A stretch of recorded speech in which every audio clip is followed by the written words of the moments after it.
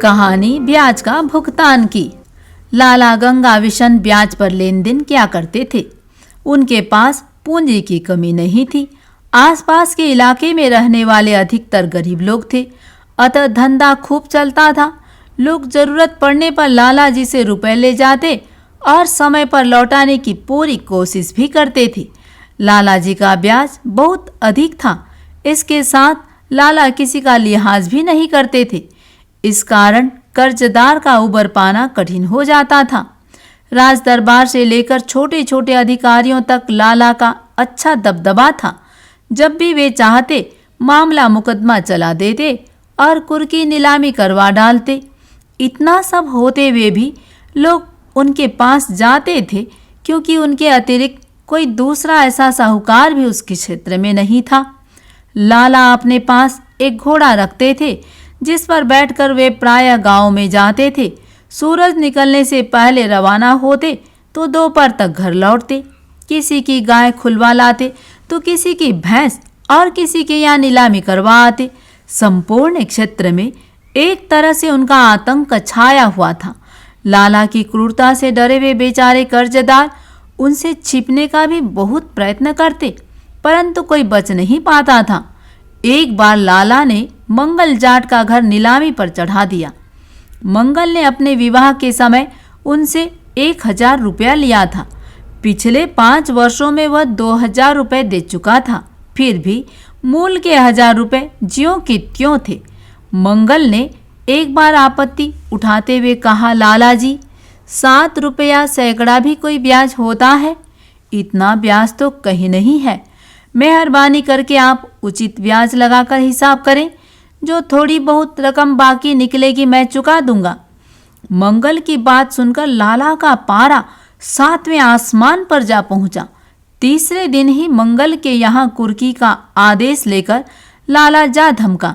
मंगल ने अनुनय विनय करते हुए लाला के पांव पकड़े और कहा, लाला जी, मकान की कुर्की मत करवाओ।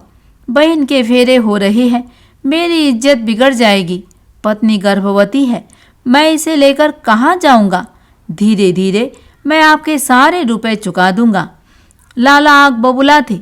उन्होंने मंगल की बात पर कान तक नहीं दिया।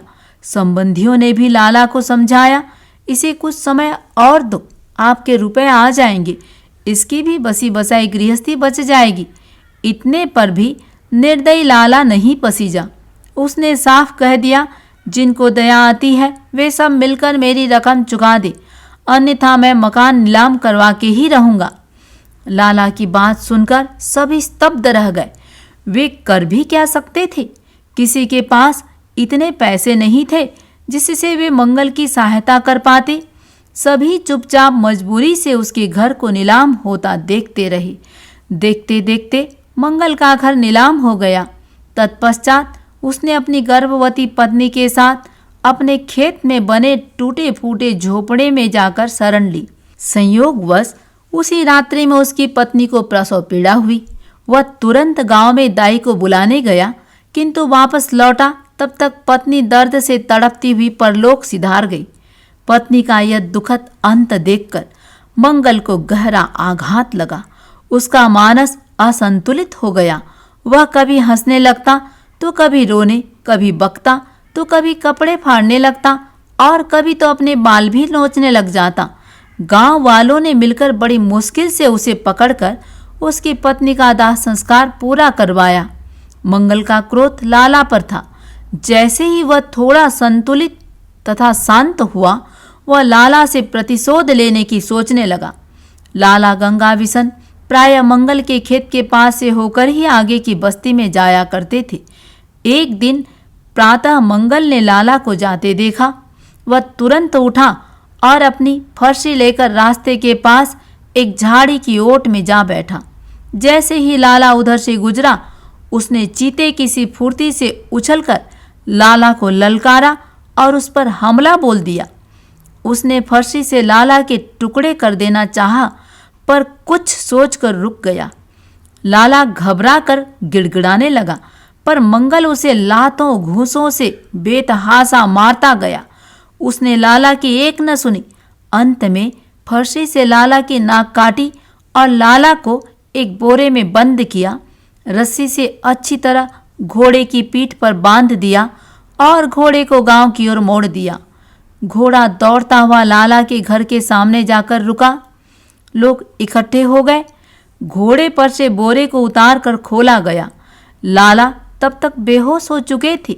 उनका उपचार किया गया। लाला स्वस्थ होते ही क्रोध से बिफर उठे।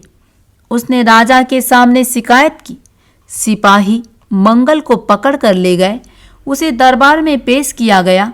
उसने निर्भीकतापूर्वक अपनी दर्द भरी कहानी सुनाते हुए कहा, हजूर, मैं अगर लाला जितना ही क्रूर और निर्दयी हो जाता तो लाला मेरी फर्शी से बच नहीं पाते, पर मैं किसान हूं ना, वैसा नहीं कर पाया। कहता हुआ वह सिसकने लगा। पूरी आप बीती सुनाकर उसने अपना अपराध स्वीकार कर लिया। राजा ने पूरी स्थिति को समझा और अपना निर्णय देते हुए कहा, अपराधी मंगल नहीं, लाला स्वयं है।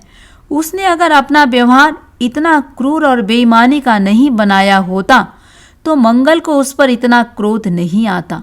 लाला को उसके अपराध की सही सजा मिल गई है। राजा ने मंगल को कानून अपने हाथ में न लेने की चेतावनी देकर छोड़ दिया। लाला अपना सा मोह लेकर घर चला गया। कथा बोध कहता है, बेईमानी और क्रूरतापूर्ण व्यवहार से बचे, अन्यथा समाज में विसंगति उत्पन्न हो जाती है।